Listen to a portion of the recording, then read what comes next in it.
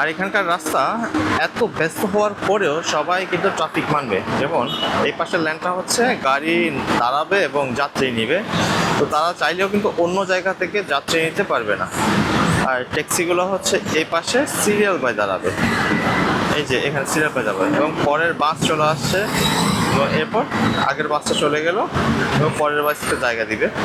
Taxi হলেও same, আপনাকে এখান থেকেই উঠতে হবে। আর ফ্লাইওভার রয়েছে, ফ্লাইওভার দিয়ে পার হবেন। এই যে লোকাল বাসের সারি, আর যেগুলো নন স্টপ গাড়ি চলবে। এদিকে হচ্ছে 4 লেনের রাস্তা, এদিকেও 4 লেনের রাস্তা, এবং এদিকে হচ্ছে বিটিএস উপরে। আর এই কার্ডটা যেহেতু আমরা মসজিদ পর্যন্ত আসছিলাম, তাই এই কার্ডটা দিতে হবে। তারপর গেট ওপেন এবং আমরা এখন মসজিদে দেখব।